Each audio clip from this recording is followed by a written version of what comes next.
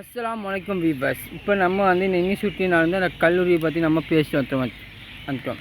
இப்போ வீவர்ஸ், இப்போ இது என்ன நடக்குதுண்டா, ஒரு 23 வயசு இளைஞரை அவங்க அமானமாக நிற்க வச்சுக்காங்க. சரி, அந்த கேஸு நான் இதுக்குமே உங்களுக்கு ஒரு டாப்பிக்கை நான் போட்டேன். இந்த டாப்பிக்கில் நான் வந்து சொல்ல வரேன் என்னென்னா, யூனிவர்சிட்டியில் நீங்கள் பண்ணுற வேலைலாம் நான் பொறுத்துக்கிற ஆட்கள் தான் யூனிவர்சிட்டிக்கு வரணும்டா. யூனிவர்சிட்டிக்கு படிக்க வர எல்லாரும் புதுசாக போலீஸ் ஆர்மி டாக்டர் நினைக்கண்டா, அவங்க 19+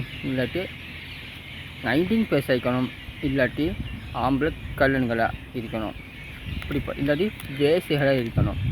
மானந்த பொறுமதி இல்லாத மானத்துக்கு பொறுமதியே இல்லாதவங்க தான் யூனிவர்சிட்டியில் வந்து கல்வி கட்டி போட்டு போகணும். நீங்கள் சொல்கிற மாதிரி உங்களோட சட்டங்களை வைக்க போனால் அதுதான். இப்போ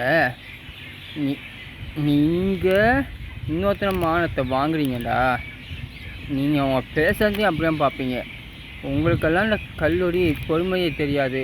அரசாங்க ஜொப்புனா உங்களுக்கு கழிக்காமல் இருக்கலாம். இப்போ யூனிவர்சிட்டியில் படிக்கிற மாணவர்களுக்கும் நான் ஒரு ஐடியா சொல்கிறேன். இப்போ நீங்கள் 4 கிளாஸ் வைக்கிறீங்க.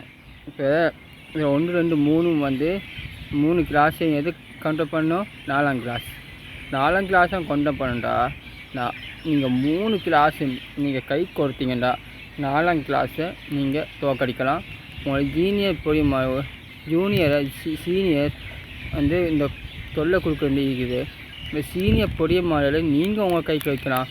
உங்களுக்கும் அவங்க அநியாயம் செய்கிற விதம் குறையும்.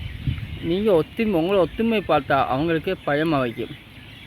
சரிங்களா? இப்போ ஒரு கிளாஸில் 30 மாணவர்கள் இருக்கிறதுக்கு 3 கிளாஸும் சேர்க்கறதுக்கு 90 மாணவர்கள் வருவீங்க. அந்த சீனியர் சொல்கிறதுக்கு ஒரு 30 பேராக இருப்பாங்க, நீங்கள் 90 பேர். சரியா? 30 பேர் நீங்கள் 90 பேரும் கை கொடுத்தீங்கடா, அவங்க பயந்தே ஓடிடுவாங்க. பயந்து இருக்கிறத, ஒருத்தர் தற்கொலை செய்கிறது, ஒருத்தர் சாவு ஆகிறது, அந்த மாதிரி விஷயங்களை நம்ம செய்கிறத சீனியர்களை நாங்கள் ஓட விட்டால் சீனியர் நமக்கு அநியாயம் செய்கிற விதம் குறையும். சரிங்களா வீவர்ஸ்? இந்த இதை நீங்கள் டாப்பிக்கை நீங்கள் உங்கள் மனசில் எடுத்துக்கொள்ளுங்கள். அஸ்ஸலாமு அலைக்கும். நான் உங்கள் ஃபஸ்ட் லோ.